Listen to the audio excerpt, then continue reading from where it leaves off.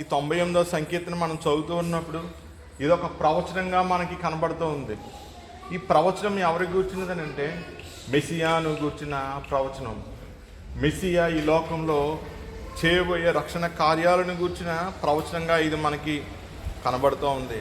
అందుకనే కీర్తనకారుడు అంటున్నాడు, యెహోవా తన రక్షణను వెల్లడి చేసి ఉన్నాడు, అన్యజనుల ఎదుట తన నీతిని. నీతి అంటే ఎవరు? దేవుడు పరిశుద్ధుడు, ఆయన నీతిమంతుడు. ఆయన పరిశుద్ధత ఎదుట ఎవరు కూడా నిలవలేరు. మానవుడు పాపి. ఈ పాపుల్లో నుండే దేవుడు అబ్రాహాముని ఏర్పరచుకుంటూ ఉన్నాడు. అబ్రాహాము నుండి దేవుడు యాకోబు సంతానాన్ని తీసుకుని వస్తూ ఉన్నాడు. ఇస్సాకు తర్వాత యాకోబు తర్వాత 12 మంది గోత్రకర్తలు, వారి నుండి ఇశ్రాయేలు జనాంగం. ఆ జనాంగంలో నుండి దేవుడు యేసు ప్రభు అనబడిన తన నీతి చిగురును ఆయన మొలిపిస్తూ ఉన్నాడు. ప్రియమైన సంగమా, నీతి అనేది దేవునికి సంబంధించింది. నీతి అనేది భూమిలో నుండి పడుతుందంట. యేసు క్రీస్తు ప్రభు ఆయన శరీరధారి అయి ఆయన జన్మించి శిలువ మరణం ద్వారా ఆయన మనకు నీతిని ఇస్తూ ఉన్నాడు. ఏ నీతిగా అంటే తన ప్రాణాన్ని శిలువ మీద అర్పించడం ద్వారా, తను శిలువలో మరణించడం ద్వారా, తన పరిశుద్ధ రక్తాన్ని చిందించడం ద్వారా పాపులమైన మనకు ఆయన నీతిని ఆపాదిస్తూ ఉన్నాడు. రక్షణ యూదుల్లో నుండి వస్తుందని బైబిల్ చెప్తుంది. యేసు ప్రభు కూడా అంటూ ఉన్నాడు, రక్షణ యూదులలో నుండి వచ్చి అది అన్యజనులకు అది వ్యాపిస్తూ ఉంది. ప్రియమైన సంగమా, ఈరోజు నువ్వు నేను కూడా అన్యులమే.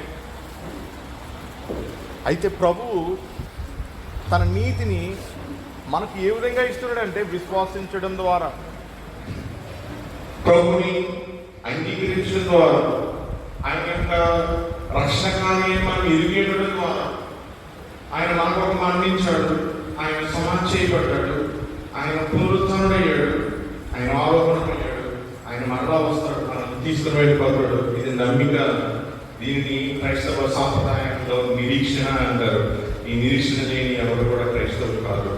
నేను చనిపోయినా నేను తిరిగి లేస్తాను అనేది విశ్వాసం. ఈ విశ్వాసం ఎవరిలో ఉండదో వారే క్రైస్తవులు. ప్రియమైన సింహమాను, ఆయన అన్యజనుల ఎదుట తన నీతిని బయలుపరిచినాడని ఇక్కడ కీర్తనకారుడు చెప్తూ ఉన్నాడు. 1వ వచనం చదివితే, యెహోవా ఆశ్చర్య కార్యములు చేసి ఉన్నాడు. నిజమే కదా, ఆశ్చర్య కార్యాన్ని జరిగించాడు. తన కుమారుడిని కన్య మరియ గర్భాన జన్మింపజేశాడు. శరీరధారిగా ఆయన నడిచాడు ఈ లోకం. నీ కొరకు నా కొరకు ఆయన తన ప్రాణాన్ని పెట్టాడు. ఇంతకన్నా గొప్ప ఆశ్చర్యకార్యం మానవ జీవితంలో ఏముంటుంది? ఒక పాపి దేవుని సన్నిధానంలో నివసించగలుగుతాడా? ఒక పాపి దేవుని సన్నిధానంలో ప్రవేశించగలుగుతాడా? కానీ క్రీస్తు యొక్క రక్తం ద్వారా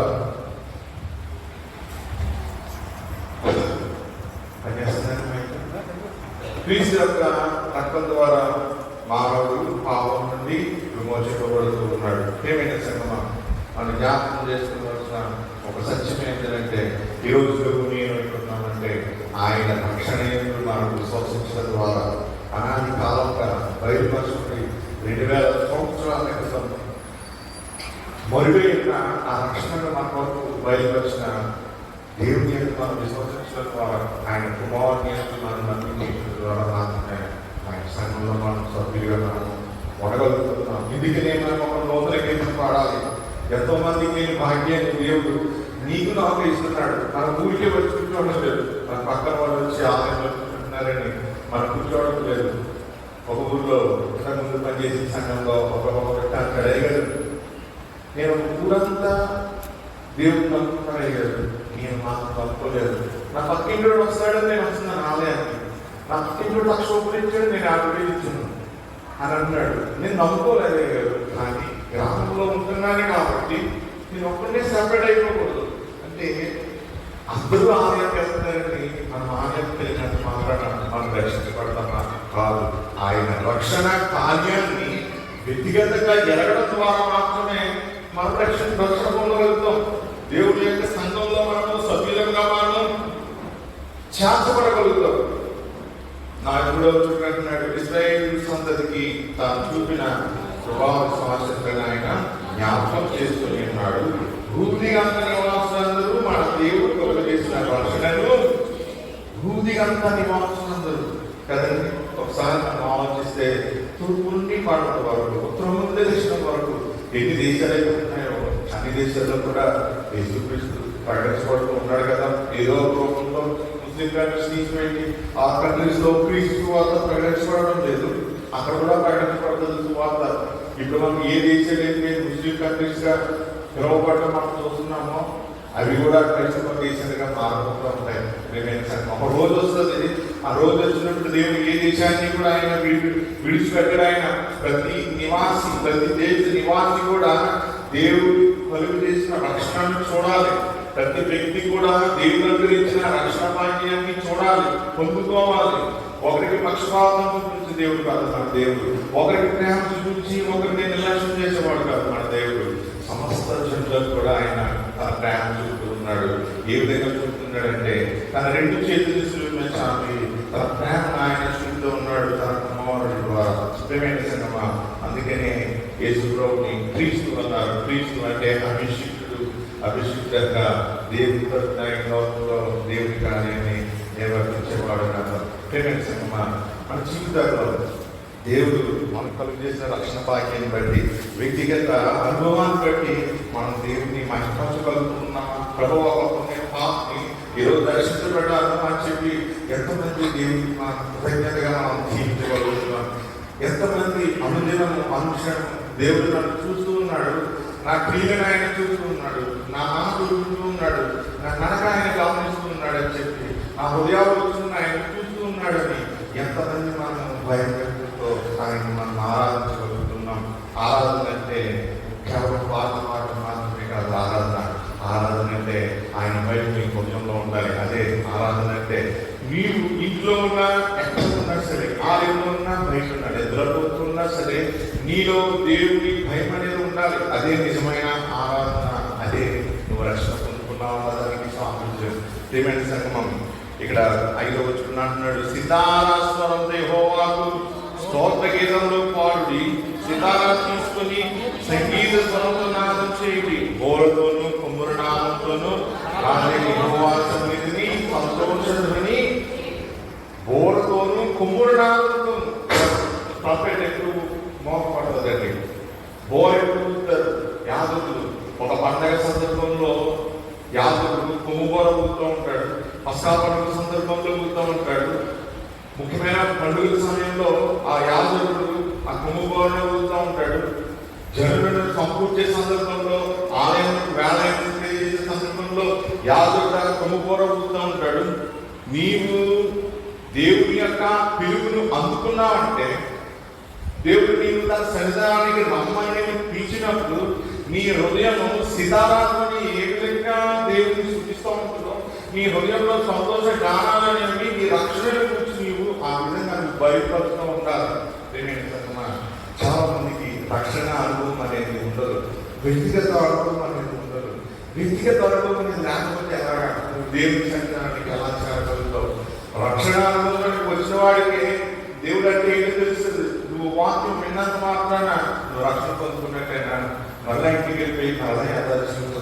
వాక్యం హృదయంలో తీసుకున్నప్పుడు, దాన్ని హృదయంలో నింపుకున్నప్పుడు ఆ వాక్యము నిన్ను మెరుగుపరుస్తూ ఉంటుంది. సువర్ణం ఏ రీతిగా మెరుగు పెడితే అది స్వర్ణంగా సువర్ణంగా మారబడుతూ ఉంటుందో, నువ్వు కూడా అంతే. వాక్యం విన్నప్పుడు ఆ వాక్యం హృదయంలో భద్రపరుచుకున్నప్పుడు నీ హృదయము పరిశుద్ధపరచబడుతూ ఉంటుంది, నీ ఆత్మ వెలిగించబడుతూ ఉంటుంది. అప్పుడు మాత్రమే సితారాస్వరం సంగీత గానాలను దేవుడిని స్థుతించగలుగుతావు. మన ఊరికే దేవుడిని స్థుతించినంత మాత్రాన దేవుడు స్థుతించబడగలుగుతాడా? దేవుడు అర్పణను అంగీకరించగలుగుతాడా? ఏ అర్పణ అయినా సరే నువ్వు హృదయపూర్వకంగా అర్పించినందుకు, ఏ అర్పణ అయినా సరే హృదయపూర్వకంగా చేస్తుంది గానమైనా సరే అది హృదయపూర్వకంగా ఉండాలి. హృదయపూర్వకంగా ఉన్నామంటే దేవుడు దాన్ని అంగీకరిస్తాడు. అందుకని ఉదయకాల సమయంలో దేవుడు మనకి తెలియజేస్తున్న మాట ఏంటంటే, ఉత్సాహ సునాదాలతో ఆయన యెహోవా సన్నిధిని మనం సంతోషించాలట. సంతోష ధ్వని ఏదైనా చేయాలి. మనం ఆయన సన్నిధానంలో మనం నివసిస్తున్నప్పుడు మన ఆత్మ ఉప్పొంగుతూ ఉండాలి. దావీదు ఆయన నాట్యం చేసేటప్పుడు, కీర్తనలు పాడినప్పుడు, మనసు వచ్చే సందర్భంలో గొంతులు వేసాడంట. రాజు గొంతులు వేసే సందర్భంలో తన వస్త్రాలు కూడా సరిగా లేకుండా పోయినాయి అంట. ఆ సందర్భంలో రాజు మీకాదు దావీదును ఆహ్వానిస్తూ ఉంటే ఏమంటూ ఉన్నాడు దావీదు, నేను యెహోవా యొద్ద మాట్లాడుతున్నాను. నీవు సంతోషిస్తున్నావు, నీ ఆనందాన్ని బయలుపరుస్తున్నావు. నీ చుట్టూ ఉన్న వాళ్ళు దాన్ని అపహాసించవచ్చు, కానీ నీ ఆనంద ధ్వని అది దేవునికి మహిమకరంగా పరిమళ రూపంగా పెడుతూ ఉన్నప్పుడు నువ్వు దాన్ని అర్పించాలి. నీ చుట్టూ ఉన్న వారు ఏమనుకున్నారు అది నీకు సంబంధం లేదు. దావీదు ఆ రీతిగా చేశాడు కాబట్టి దావీదు పేరు లిఖించబడింది గ్రంథంలో. దావీదు సంతానంలో నుండే దేవుని కుమారుడైన మెస్సియా ఈ లోకంలోనికి రావడం జరిగింది. ప్రియమైన సంగమం, ఈరోజు మనం ఈ రీతిగా ఆరాధిస్తున్నాం దేవుణ్ణి. సంతోష ధ్వనితో మనం దేవుణ్ణి ఆరాధిస్తున్నామా? సంతోషం లేకుండానే ఈ లోక సంబంధమైన ఉప్పొంగులతో డీజే సౌండ్స్ తోటి మనం దేవుడిని ఆరాధిస్తున్నామా? ఇది మనం జ్ఞాపకం చేసుకోవాలి. మన హృదయంలో పరలోక ధ్వని అనేది ఉండాలి. ఎప్పుడు ఉండాలంటే అది ఆ రక్షణ భాగ్యాన్ని నీవు పొందుకున్నప్పుడు, దేవుడికి కొనగిరించిన రక్షణ భాగ్యాన్ని కనులారా చూసినప్పుడు, నీ హృదయం నిండా రక్షణను నింపుకున్నప్పుడు మాత్రమే ఆ సంతోషం అనేది దావీదు హృదయంలో ఉప్పొంగ జరిగిగా అది ఉప్పొంగలుగుతూ ఉంటుంది. 8వ వచనం అంటున్నాడు, 9వ వచనంలో భూమికి తీర్పు తీర్చుటకై, నీతిని బట్టి లోకమునకు తీర్పు తీర్చుటకై, న్యాయమును బట్టి జన్మలకు తీర్పు తీర్చుటకై యెహోవా చేసి ఉన్నాడు. ఇప్పుడు యెహోవా దేవుని గురించి ఇక్కడ చెప్పబడుతుంది, దేవుని కుమారుడు రాకడ గురించి ఇక్కడ చెప్పబడుతుంది, తీర్పు దినడం గురించి ఇక్కడ చెప్పబడుతుంది. దేవుడు నీకు రక్షణ ఇచ్చాడు. సిలువ మీద రక్షణ దేవుడు కనపరుస్తూ ఉన్నాడు. సిలువ అనేది బంధానికి సూచికగా ఉంటుంది, అపహాస్యానికి సూచికగా ఉంటుంది. యేసు ప్రభువు ఆ సిలువ మీద వేలాడేటప్పుడు యాజకులు అపహసించారు, రోమన్ సైనికులు అపహసించారు, అనేజనులు అపహసించారు, దేవుని ప్రజలు అపహసించారు. ఆ అపహాస్యాన్ని యేసు ప్రభు తీసుకొని ఉంటే ఆయన సిలువ మీద ఉండగలిగితేవాడా, ఆ రక్షణ భాగ్యాన్ని ఆయన మనకు అనుగ్రహించుకుంటేవాడా. ఈరోజు నువ్వు నేను ఆ రక్షణలో మనం పాల్గొనలు పొంది ఉండేవాడవా? ప్రియమైన సంగమ, దేవుని కొరకు మనం ఏం చేసినా మనం హృదయపూర్వకంగా చేయాలి. అపహాస్యం అని సాధారణ అంటాడు, కానీ అది అపహాస్యం అనేది కాదు. అది ప్రియమైన సంగమ, యేసు ప్రభు సిలువ మీద వేలాడడం మీద గొప్ప ఉత్సాహం అని చివరిగా ఆయన మాట్లాడాడు. గొప్ప క్యాంపు వేసి ఆయన తన ప్రాణాన్ని కప్పుచెప్పున్నాడు. సమాప్తమైనది, సమాప్తమైనది అని గొప్ప కేక, సంతోషమని. నీ శత్రువుకి అది అపజయబలిగా ఉంటుంది, క్షణంగా ఉంటుంది, కానీ అది గొప్ప ధ్వని. అది ఒక గొప్ప కేక. దేవుని మహిమపరచాను, దేవుని కార్యాన్ని నెరవేర్చాను అని సిలువ మీద జరిగిన ఆ కేక, అది సంతోషమని. ప్రియమైన సంగమా, మన సంతోషాన్ని ఎలా చేయాలి తెలుసా? మన కష్టంలో, మన శ్రమలో మనం దేవునికి లోబడి అణిగిమణి ఉండాలి. దేవుడి దగ్గర అణిగిమణి ఉండాలి. ఎప్పుడు అణిగిమణి ఉండాలి? శ్రమల్లో అణిగిమణి ఉండాలి. అంతేగాని పెయ్య కాడికి లోపడదట. నువ్వు మెడ వచ్చినప్పుడే కదా నీ మీద మెడ పెట్టబడుతుంది, కాడి పెట్టబడుతుంది. ఆ కాడి నీ మీద పెట్టబడాలి. సేవ అనే కాడి నీ మీద పెట్టబడాలంటే నీ మెడ వంచాలి. భాషగా కనిపించదని చెప్పింది కదా శుక్రవారం.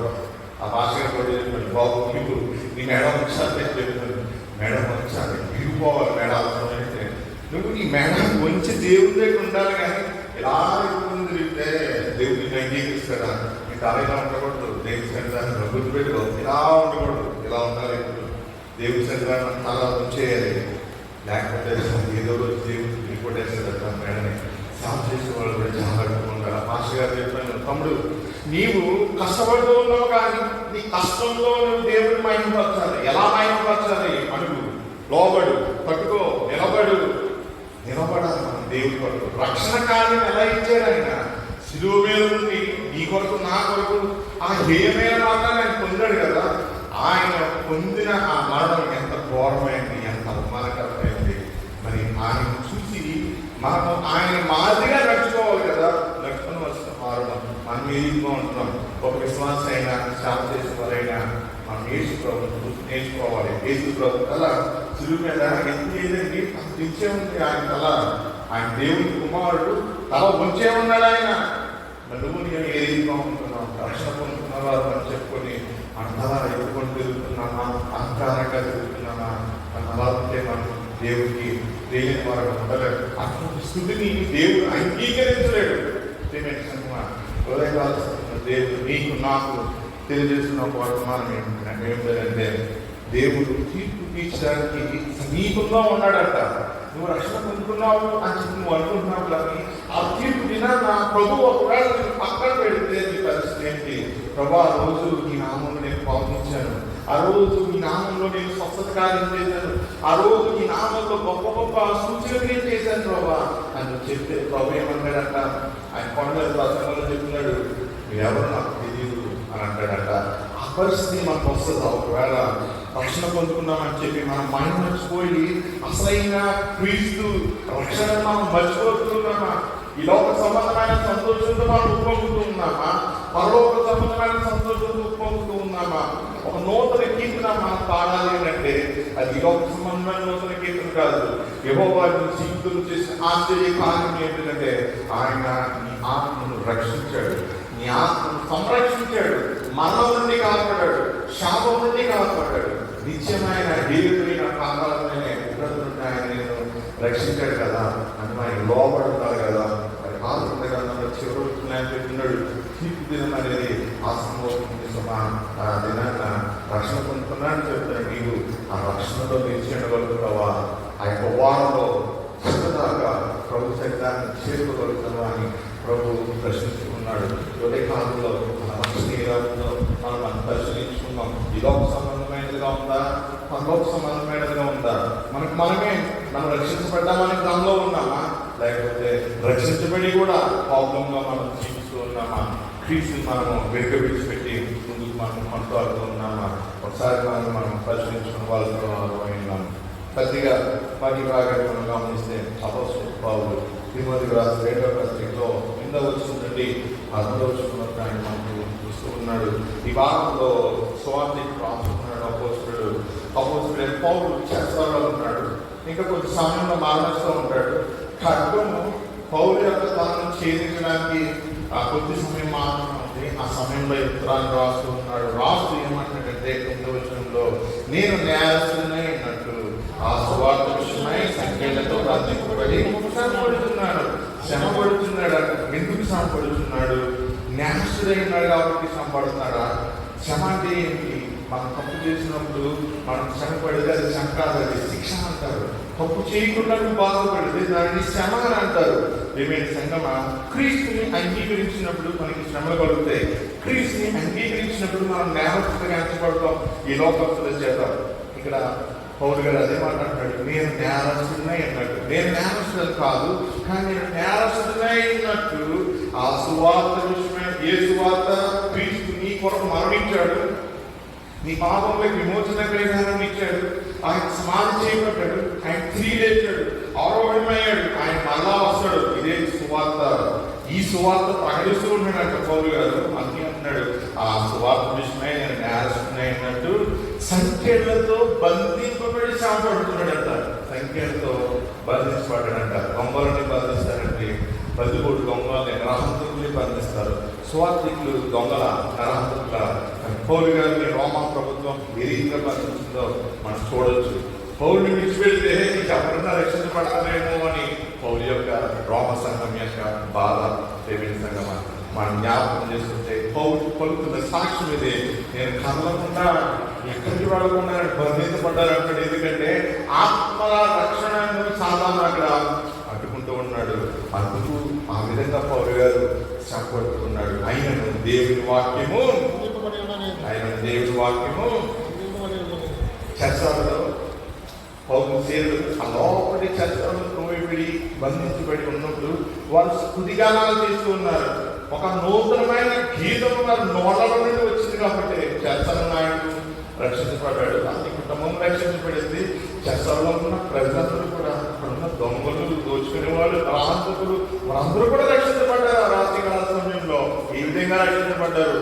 ఒక కీర్తన ఆనాటి రాత్రికాల సమయంలో అనేక మందికి రక్షణను తీసుకుని వచ్చింది. ఈరోజు నువ్వు పాడే కీర్తన అది వ్యక్తిగత రక్షణ కలిగి ఉంటే అది ఇతరుల జీవితానికి రక్షణను తీసుకొచ్చేది ఉంటుంది. ఒక కీర్తన నీ హృదయంలో వెలుగుగా వస్తుందంటే అది అనేక మందికి అది వెలుగునిచ్చేదిగా ఉంటుంది. పౌలు గారు ఆ రీతిగా చేస్తూ ఉన్నాడు కాబట్టి బంధించబడ్డాడు. అయినా సరే దేవుని వాక్యం బంధింపబడి అంటున్నాడు.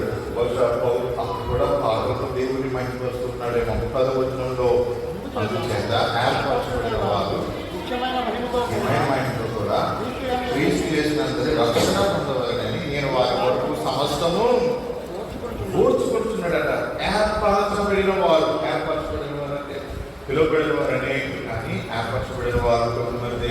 ఎంతమంది ఆలయానికి వచ్చినా అందరూ రక్షించబడాలి, అందరూ ఏర్పరచబడిన గుంపులో ఉండాలి.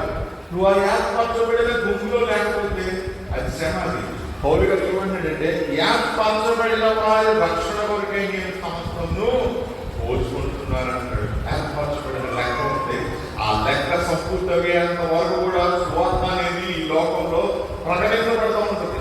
ఆ లెక్క సంపూర్తి అయితే దేవుని రాకడ సమీపం అవుతూ ఉంటుంది. పౌలు గారు అంటున్నాడు, వారి కొరకే నేను సమస్తము ఈ శ్రమలన్నింటినీ కూడా నేను ఓర్చుకుంటూ ఉన్నాను అని అంటున్నాడు.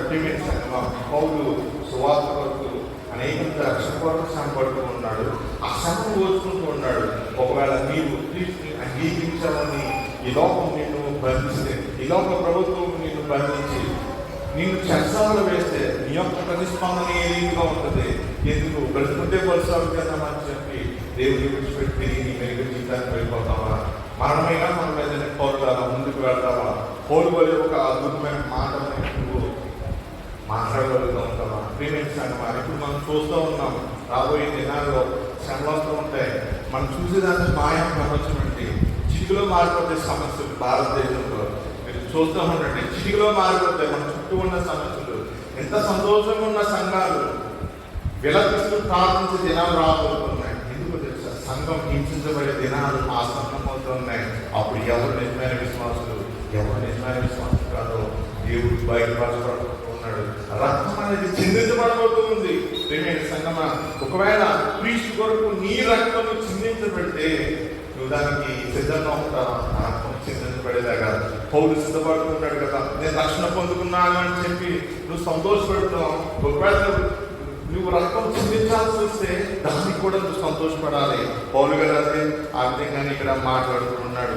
ప్రేమైన సంఘమా, 11వ వచనంలో చూడండి, ఈ మాట నమ్మదగినది ఏదనగా మనం ఆయనతో కూడా చనిపోయిన వాళ్ళమైతే ఆయనతో కూడా మనమంట ఆయనతో కూడా చనిపోయిన వాళ్ళమైతే ఒక విషయం మనం జ్ఞాపకం చేసుకోవాలి. క్రైస్తవులు అంటే ఎవరు? రక్షణ పొందుకున్న వాళ్ళు. రక్షణ పొందుకున్న వాళ్ళు చచ్చిపోయినట్లేదు. ఎలా చచ్చిపోయినాడు? బాప్తిస్మం తీసుకుంటారు కదా. బాప్తిస్మం దేనికి సాదృశ్యంగా ఉంది? నువ్వు మరణించావు, నీ పాప జీవితం సమాధి చేయబడింది, నీ జీవితం పునరుత్థానం అవుతుంది, నువ్వు తిరిగి లేస్తూ ఉన్నావు, నువ్వు బ్రతుకుండగానే పరలోకపు అనుభవాన్ని నువ్వు అనుభవిస్తూ ఉన్నావు. అదే బాప్తిస్మానికి సూచన. అందుకనే పౌలు ఇక్కడ అన్నాడు, ఈ మాట నమ్మదగినది ఏదనగా మనం ఆయనతో కూడా చనిపోయిన వారమైతే ఆయనతో కూడా మనం ఆయనతో పాటు చనిపోవాలి, ఆయనతో పాటు పాతిపెట్టబడాలి. బాప్తిస్మం తీసుకున్నప్పుడు క్లాస్ తీసుకుంటామండి మాస్టర్ గారు. ఆ క్లాస్ తీసుకున్నప్పుడు వాళ్ళకి అర్థమవుతుంది బాప్తిస్మం అంటే ఏంటనేది. బాప్తిస్మం చాలా మంది క్లాసు తీసుకోకుండా ఊరికే వచ్చి తీసేసుకుంటారు సార్. వాళ్ళకి తెలియదు బాప్తిస్మం అంటే అర్థం ఏంటనేది. బాప్తిస్మం యొక్క క్లాసు తీసుకుంటే నీ జీవిత పర్యంతం కూడా బాప్తిస్మం యొక్క విలువను నీవు ఎరిగి ఉంటావు. నువ్వు క్రీస్తుతో కూడా పాతి పెట్టబడుతున్నావు. ఇక నీవు గత జీవితానికి నువ్వు సంబంధించిన వాడవు కాదు అని పౌలు గారు అంటున్నాడు. మనం ఆయనతో కూడా చనిపోయిన వారమైతే ఆయనతో కూడా బ్రతుకుదుము. మనం బ్రతకాలి. ఈ లోకంలో బాప్తిస్మం ద్వారా మనం తిరిగి బ్రతుకుతున్నాం. ఒకవేళ ఈ లోకంలో మన జీవాన్ని మనం విడిచిపెట్టినప్పటికీ కూడా మనం నిత్యము కూడా బ్రతుకుంటామని వాక్యమైన దేవుడు ఈ ఉదయకాల సమయంలో మనకు తెలియజేస్తూ ఉన్నాడు. మనము చనిపోయినప్పటికీ కూడా, అది భౌతికంగానైనా సరే, మనం చనిపోయినప్పటికీ కూడా మనము ప్రభుతో యుగాలు కూడా మనం బ్రతుకుతామంట. తర్వాత వచనంలో అంటున్నాడు, 12వ వచనంలో, సహించిన వారమైతే ఒకసారి చదవండి అందరూ. సహించిన వారమైతే ఏలుట అంటే అర్థం ఏంటంటే చాలండి. సహించిన వారమైతే ఆయనతో కూడా ఏలుదు. ఏలుట అంటే ఏమిటి? ఏలుట అంటే ఏమిటి? ఏలుట అంటే పరిపాలించటాన్ని అర్థం. పరలోకంలో నీవు ఒక ఏలికగా ఉంటావంట. సహించిన వారమైతే ఈ లోకపు శ్రమలను, అది మరణమైనా సరే మనం సహించాలి. మనం సహించిన వారమైతే ఆయనతో కూడా యుగయుగాలు ఏలుతామని ఇక్కడ పౌలు గారు మనకి ఉదయకాల సమయంలో తెలియజేస్తూ ఉన్నాడు. తర్వాత అన్నాడు, ఆయనను ఎరుగమంటే ఆయన మనలను, అంతే కదండి. మీరు నన్ను ఈయన ఎవరో మాకు తెలియదు అన్నారు అనుకో, నేనేమంటాను? వీళ్ళెవరో నాకు తెలియదు అని అంటాను, అంతేనా? ప్రభు కూడా అంతే. పౌలు అంటున్నాడు, ఆయనను ఎరుగమంటే మనలను ఆయన ఎరుగనను. 13వ వచనం, మనం నమ్మదగిన వారమైనను ఆయన నమ్మదగిన వాడుగా ఉండను, ఆయన తన స్వభావంకు విరోధంగా మనం నమ్మదగిన వారం అంట. నిజమే కదండి. మనం అసలు మనల్ని మనమే నమ్మలేం. మనం ఇప్పుడు ఒక మాట మాట్లాడతాం, తర్వాత ఇంకొక మాట మాట్లాడతాం. దేవుని ఎదుట ఒక ప్రమాణాన్ని చేస్తాం, ఆ ప్రమాణాన్ని మనం అతిక్రమిస్తాం. దేవుడు చూస్తూ ఉన్నాడని కూడా మనం మర్చిపోతూ ఉంటాం. దేవుడు పట్టించుకోడు అని అనుకుంటాం. దేవుడు చూస్తూ ఊరుకుంటాడు, ఆయన ఏమనుకోడు, ఒక క్షమాపణ చెప్దాం దేవుడికి అనుకుంటాం. కానీ దేవుడు ప్రతిదాన్ని కూడా తీర్పులోనికి తీసుకొస్తాడనే సత్యాన్ని మనం మర్చిపోతూ ఉంటాం. పౌలు గారు ఏమంటున్నాడంటే, మనము నమ్మదగని వారమైనను ఆయన నమ్మదగిన వాడు. హీఈస్ ఫెయిత్ఫుల్ అండి. ఆయన నమ్మదగిన వాడు. మనం మోసగాళ్ళు, మనం అబద్ధికులు, వేషధారులు, నటించేవారు. ఆయన నటించేవాడు. ఒక మాట ఆయన మనకి ఇచ్చాడంటే ఆయన ఆ మాట మీద నిలబడి ఉంటాడు. ఆయన మనల్ని ఆ విధంగా క్షమించమని కోరుకున్నాడు. ఈ రాత్రికాల సమయంలో ఆయన తన స్వభావంగా విరోధంగా ఏది చేయలేడు. ఆయన తన స్వభావానికి విరోధంగా ఏది చేయలేదంట. ఆయన స్వభావం ఏంటంటే, నీ కొరకు నా కొరకు ప్రాణం పెట్టడమే. అంటే నిన్ను నన్ను ఎంతగా ఆయన ప్రేమించాడు. నీ నా ఆయన తన ప్రేమను ఆయన వెలుగుచునే ఆయన స్వభావం. ఆయన నిండా మంచితనమే మనలో ఏముంది. ఈ రాత్రికాల సమయంలో సువార్త మనం అంగీకరించిన వారంలో ఉండి మనం వేషధారులుగా నడుచుకుంటూ ఉన్నామా? సువార్తను అంగీకరించకుండా మనం క్రైస్తవులుగా మనం కొనసాగుతూ ఉన్నామా? ఏ రీతిగా మన యొక్క ఆత్మీయ జీవితం ఉదయకాల సమయంలో ఉంది. క్రీస్తు కొరకు శ్రమ పడాల్సి వస్తే నువ్వు ఆ శ్రమను పట్టుకోగలుగుతావా? సహించగలుగుతావా? రాబోయే దినాల్లో ఎలక్షన్స్ వస్తున్నాయి, చట్టాలు మారబోతున్నాయి. కేంద్రంలో రోగులన్నా కాదన్నా ఇది నిజం. చట్టాలు మారబోతున్నాయి కేంద్రంలో. ఈ పరిస్థితి ఏంటి? ఇంతవరకు ప్రభుత్వం వెలుగుగా ఉన్నారు. ఎంతమంది ఆలయానికి వెళ్తున్నారు? అందరూ క్రైస్తవులని వాళ్ళు తీర్పు ఇచ్చేటటువంటి అప్పుడు దేవాలయానికి రాగలుగుతావా? రిజర్వేషన్ పోతుంది అంటే అప్పుడు నువ్వు దేవాలయానికి రాగలుగుతావా? రిజర్వేషన్కే నువ్వు పిలుస్తావా? ఏ ప్రభుత్వం పిలుస్తావా? నిజంగా చెప్పిందానికి మాట్లాడదాం. ఇది వాస్తవం. ఇది రేపు దినాన నీవు క్రీస్తు కొరకు సంపడవలసి వస్తే ఎంతవరకు నువ్వు ముందుకెళ్ళగలుగుతావు? ఈ లోకాన్ని విడిచిపెట్టగలుగుతావా? ఈ లోకంలో బ్రతకడం కొరకు కూడు కొట్ట తిండి కొరకు మనం ఆశపడి క్రీస్తు రక్షణ మనం వదిలేసుకుంటామా? ప్రియమైన సంగమా, నమ్మినా నమ్మకపోయినా ఇది సత్యం. రాబోయే దినాల్లో రాబోతున్నాయి అనేక చట్టాలు సెంట్రల్ గవర్నమెంట్లో. సిద్ధంగా ఉండాలి. సిద్ధపడకపోతే శ్రమ. దేవుడు రాక సమీపంగా ఉంది. మనం బ్రతుకుండగానే దేవుడు రాక వస్తుంది. ఎప్పుడో కాదండి, నువ్వు నేను బ్రతుకుండగానే, మన ఊపిరి మనలో ఉండగానే యేసు రాబోతున్నాడు. రెప్పపాటు ఆయన బిడ్డలు దిగిపోబోతున్నారు. ఈ సత్యం తెలుసా నీకు? ఇది నిజమేది. త్వరలోనే ఆయన రాబోతున్నాడు. ఆ రాకడలో నువ్వు వెంటపడగలుగుతావా? నువ్వు వెంటపడకపోతే నీ శ్రమ ఎంత ఏడ్చినా ఆ రక్షణ భాగ్యం తర్వాత నీవు పాలు పంపులు పొందలేదు. కావాల్సిన వల్ల మనం చూస్తే 6వ అధ్యాయంలో 60 నుంచి 69 వరకు మనకు ఇవ్వబడుతూ ఉన్నాయి. 60 వచనం కావాల్సినప్పుడు ఆయన శిష్యులలో అనేకులు మాటని ఇది కఠినమైన మాట, ఈ సౌరుడు చెప్పుకోవాలి కదండి. మాస్టర్ గారు చెప్పినప్పుడు కఠినమైన మాటే కదా. ఏంటి పాస్టర్ గారు రిజర్వేషన్ గురించి మాట్లాడారు, ఈయనేంటి ఇలా మాట్లాడుతున్నాడు, వాటిని చెప్పమంటే అని అన్నారు కదా అనుకునే ఉంటారు. ఎందుకంటే మనం మంచి మంచి ఆలోచనలు వస్తూ ఉంటాయి. ఇది వాస్తవం అండి. సెంట్రల్ గవర్నమెంట్ ఆల్రెడీ చెప్పారు. అది పేమెంట్ సంఘం క్రీస్తు వరకు నీవు శ్రమ పడాల్సి వస్తే నువ్వు అన్నీ వదులుకొని వచ్చేస్తావా? ఆది సంఘం నూనెలో వేసినా సరే వారు నూనెలో కాల్చుకోవడానికి వారు అంగీకరించారు. అగ్నిలో వేసినా సరే అగ్నిలో కాలిపోవడానికి అంగీకరించారు. సింహాల బోన్లో వేసినా సరే చనిపోవడానికి అంగీకరించారు. ఆ కలోసిస్ లాంటి సింహాల పేడ జరుగుతూ ఉంటుంది. సింహాల ఆట అందులో మాంస ముద్దలుగా వారిని విశ్లేషించిన సరే వారు సంతోషంగా తమ ప్రాణాలను అర్పించారే కానీ క్రీస్తు ఎవరో మాకు తెలియదని చెప్పి వారు వెనుకడుగు వేయలేదు. ఇది మనకి కఠినమైన మాటగా ఉంటుంది. యేసు ప్రభు అధినాన్ని మాట్లాడినప్పుడు కూడా అక్కడ ప్రజలు అలాగే ఉన్నారు. వారు విశ్వాసులే కదా. మన నూతన నిబంధన సంఘస్థులము, వారు పాత నిబంధన సంఘస్థులు. ఆయన శిష్యులలోనే ఈ మాట విని ఇది కఠినమైన మాట, ఇది ఎవరు వినగలరని చెప్పుకోండి. యేసు తన శిష్యులు దేవుని గురించి పనుకుంటున్నారు. దీనివల్ల అభ్యంతరపడుతున్నారా? దీనివల్ల ఇప్పుడు ఈ మాటలు బట్టి ఎందుకు అభ్యంతరపడ్డారంటాడు.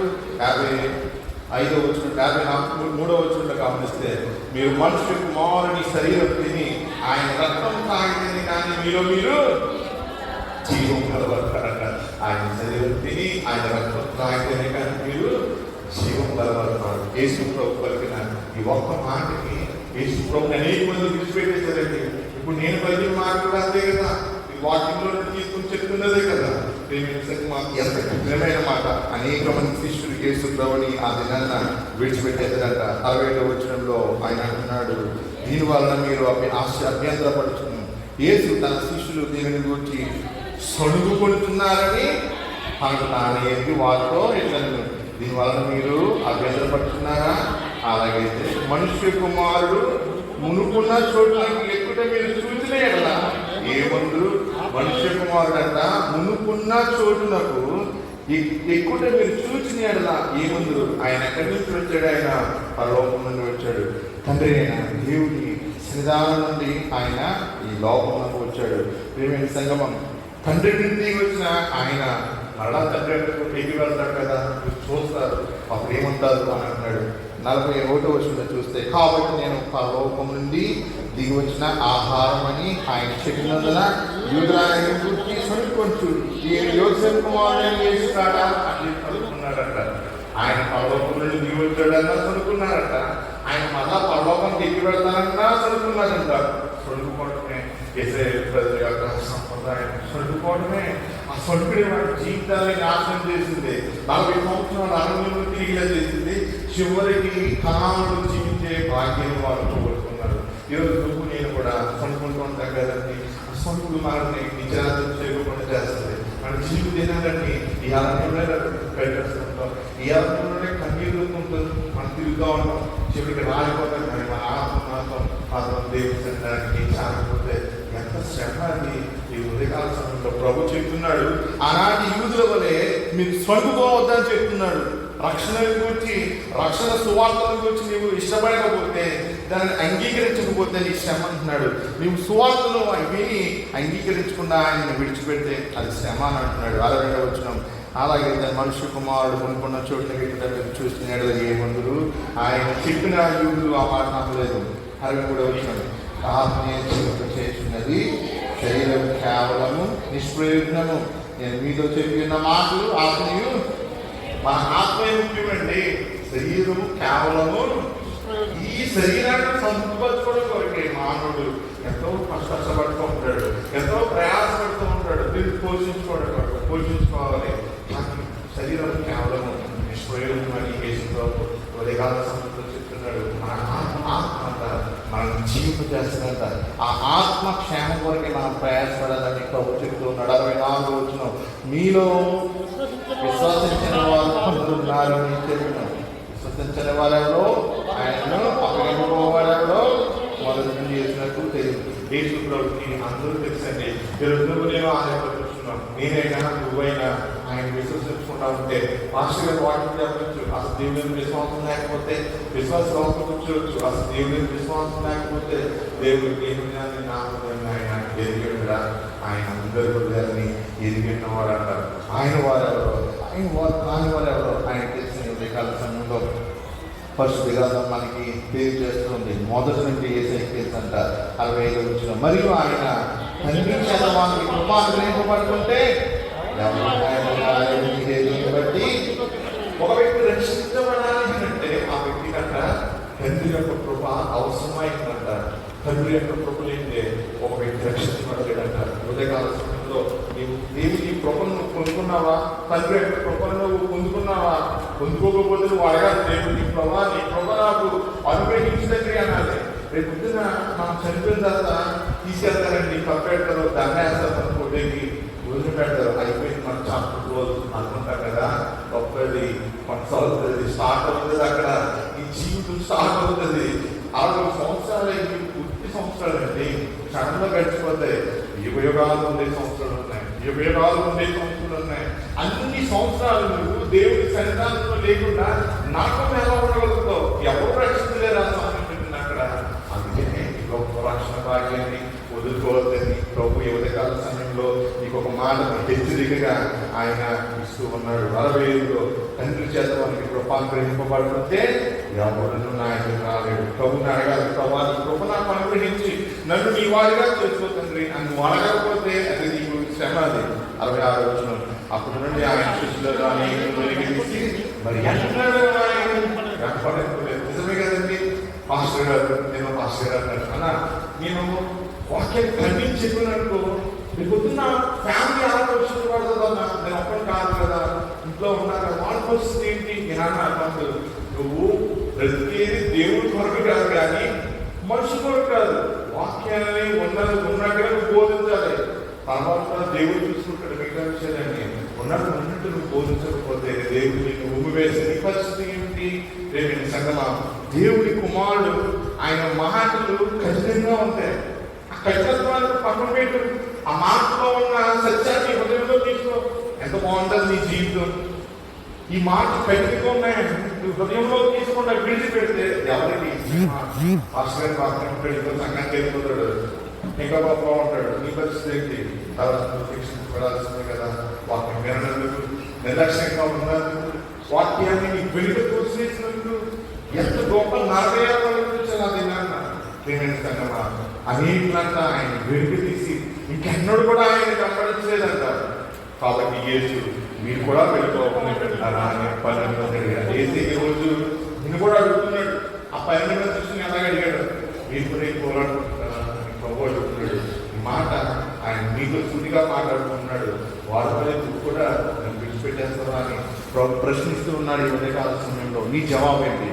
67 వచనంలో కాబట్టి యేసు మీరు కూడా వెళ్ళిపోతున్నారని 12 మంది అడిగారు. సీమోను పేతురు జవాబు, ప్రభువా ఎవరి ఎందుకు వెళుతుము? నీవే నిత్య జీవపు మార్గం, నీవే నిత్య జీవపు మార్గం గలవాడు. ఎవరి ఎందుకు వెళుతుము? అపవాదికి వెళ్ళాలా ప్రభా, లేకపోతే నరకం వెళ్ళిపోవాలా? ఎవరి దగ్గరికి వెళ్ళాలి? నీవే నిత్య జీవపు మార్గం గలవాడు, నీవే అంటున్నాడు. యేసు ప్రభువాన్ని ఎంత కఠినంగా గుర్తు చెప్పిన, ఎంత కఠినంగా కట్టించిన శిష్యులు ఎప్పుడు యేసు ప్రభు విడిచిపెట్టలేదండి. ఎంతో కఠినంగా కట్టించడం.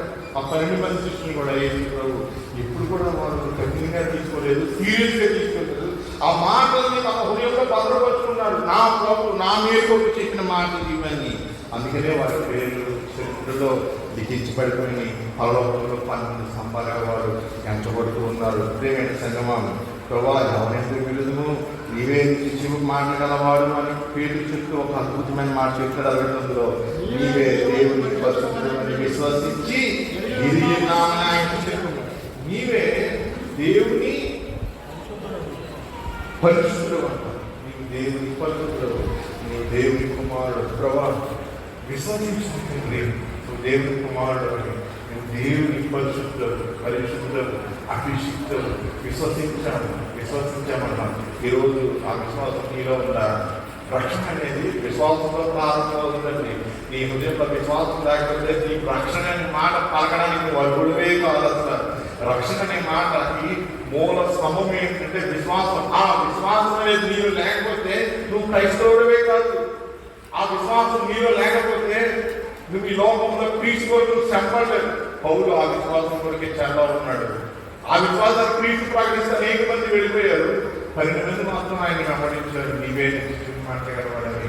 ప్రేమైన సంగమా, యువతకాల సమయంలో మన యొక్క ప్రతిస్పందన ఏ రీతిలో క్రీస్తు కొరకు మనము బ్రతకగలుగుతున్నామా?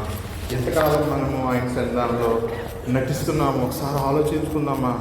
దినాలు సమీపమైపోతున్నాయి, రాకడ సమీపం అవుతుంది. ఏ సమయంలో ఏం జరుగుతుందో తెలియదు. ప్రేమైన సంగమా, రాకడ సమీపంలో ఉన్నప్పుడు నువ్వు సిద్ధపడకపోతే ఆ బుద్ధులేని కన్యకులు తమ సిద్ధులను నూనెతో నింపుకోలేదంట. ఆ నూనె నీళ్ళు లేకపోతే ఎక్కడికి వెళ్ళిపోతావు? ప్రభు ఈ ఉదయకాల సమయంలో చాలా సూటిగా అడుగుతున్నాడు. కఠినంగా ఉన్నాయని చెప్పి ఆయన విడిచిపెట్టేద్దావా?